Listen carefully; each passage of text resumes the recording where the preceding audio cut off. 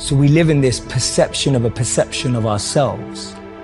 Hence, my identity is made by what my parents think I should be. My identity is made up by what my college or university thinks I should achieve. While you're living in that bubble and that echo chamber, getting to what you really want to do is impossible, because maybe that just doesn't fit. And I think so many people feel that way today, that they don't fit into the current education system. They don't fit with the 3 or 4 or 5 careers that you're taught exist. So that process of self-excavation and actualization first requires being exposed. You can't be what you can't see. And what we have to do in order to get to that place where we can take the key and unlock the self-imposed prisons, or the prisons that we have given ourselves on the basis of what we have come to believe is our limitations, what we can and can't do. We have to let go of that. And I call it rewriting our agreement with reality. I will wake up with a new mindset for myself, for my future. The sky's the limit to your dreams. You can go beyond the stars if you make it up in your mind that you won't be stuck. You gotta take that thing out, like you gotta take the breath out. So some of y'all are afraid of math. Go after it. Go get it. Don't run from it no more. Go get it. You gotta go get it. It's possible. At the end of the day, you're going to go as far as you're willing to fight for, and that's it. And if you're willing to fight to go all the way, then you will go that far. You will set a new bar. You will define for people what is possible.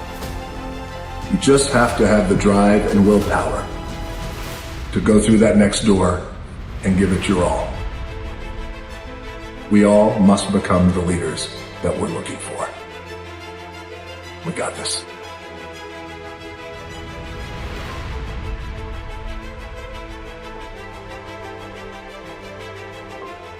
Men and women begin to become great only when they begin to take time by themselves to listen to their inner voices and organize their lives in such a way that their activities and relationships give them a deep sense of inner peace.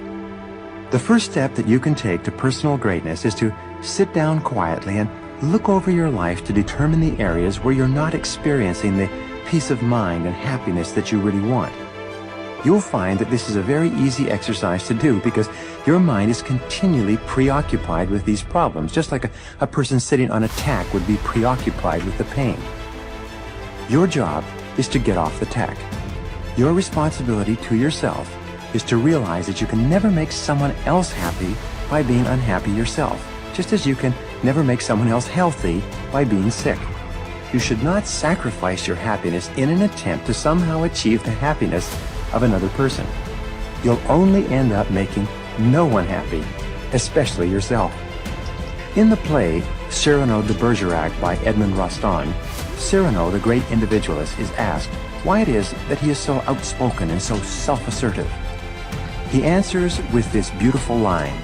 He says, "I choose the line of least resistance in this, that I will please at least myself in all things." When you make the decision that, for better or worse, you will please at least yourself in all things, only then will you be truly happy. And only then, it seems, will you be able to help anyone else to be happy as well. The second law of happiness is the law of emotion. It says that human beings are 100% emotional in everything they think and feel and decide. I used to think that people were 90% emotional and 10% logical. However, both research and experience contradicts this conclusion. People are totally emotional in everything they do. If a person says to you that he's decided to do the logical thing, it simply means that he has more emotion devoted to that course of action than he does to another course of action, and he uses the word logical to justify his decision. Someone once said that no matter how old you become, you always have the emotions of a teenager. This may or may not be true, but the central impact of your emotions and feelings is a key component in both understanding and achieving your own happiness. The first part of the law of emotion is that you are motivated by two major groups of emotions, those of love or desire and those of fear or loss. These are the positive emotions and the negative emotions. These emotions were described by Sigmund Freud as emotions associated with pleasure and emotions associated with pain. You have a tendency to move toward those experiences you associate with pleasure or happiness, and you have a tendency to move away from those experiences you associate with pain or unhappiness. This is the essence of the pleasure principle that I mentioned earlier. The second part of this law of emotion says that the content of your emotional life is largely determined by the thoughts you dwell upon most of the time. This is such a simple and obvious truth that it's often overlooked by most people. It simply says that if you think happy thoughts, you will be a happy person. If you think angry thoughts, you'll be an angry person. If you think about the things that people have done to hurt you and the reasons you have to be angry or unhappy, you'll be negative, pessimistic, and eventually you'll be depressed. Abraham Lincoln once wrote, "A man is just about as happy as he makes up his mind to be." Well, this is true for you and true for me. Let life touch you. Don't let it kill you, but at least let it touch you. The next touch could open up the wellspring you'll never lack for desire for the rest of your life. From shortly after the time I met my teacher, Mr. Chope, at age 25, no one's ever had to say to me all these years, "When are you gonna get going?" Nobody's ever said that to me all these years. I've heard, "When are you gonna slow down? You're gonna have a heart attack and die. You can't keep up this kind of calendar." But nobody's ever said to me, "When are you gonna get going?" I'm asking you to keep searching for life experiences until you find one that lights your fires, until you will never lack for desire for the rest of your life. And nobody will ever have to say to you the rest of your life, "When are you gonna get off the couch?" Welcome all experiences. Don't put up the wall. The same wall that keeps out disappointment keeps out happiness. Take the risk. And here's the last emotion that can change your life in a single day. It's called resolve. Resolve says, "I will." Two of the most powerful words in the language. I gave you the formula for disaster. Could, should, don't. Here's the formula for fortune. Should, could, will. I will. I should. I can. And I will. Two of the most powerful words in the language. I will. Benjamin Disraeli once said, "Nothing can resist a human will that will stake even its existence on its purpose." I'll do it or die. What a powerful set of words. The man says, "I will climb the mountain." They've told me it's too high, it's too far, it's too difficult, too rocky, it's never been done before. The man says, "Hey, it's my mountain, I'll climb it." Pretty soon you'll see me waving from the top or dead on the side, because I ain't coming back.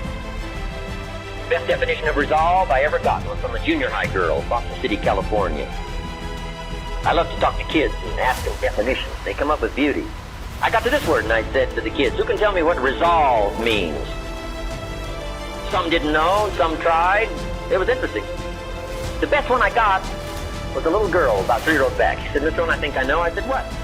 She said, "I think resolve means promising yourself you will never give up." I said, "That's the best I've ever heard. You can't say it any better than that. Promise yourself you will never give up. You don't have to promise me. You don't have to promise the world. Just promise yourself." What a great bit of language. I asked the kids, how long should a baby try to learn how to walk? How long would you give your average baby before you shut off? That's enough. No, any mother in the world would say you're silly. My baby's going to keep trying what? Until. What a magic word, until. How many books will you read? Until you find the answer for your good health? Read 1 and quit? Read 2 and quit? Risk a cardiovascular disaster? I can't buy that from you. Wouldn't you read enough books until? Wouldn't you read enough books on financial independence until you become financially independent? Wouldn't you read enough books on leadership until you become a leader? Wouldn't you read enough books on power until you've got the power? Of course, why not? Don't settle for less. Use this little until phrase. I'll do enough exercises until I become healthy. I'm out of breath now, but I'll put myself through enough disciplines until I'm no longer out of breath. I'm not going to walk up one flight of stairs and can't catch my breath. It's over. Until magic.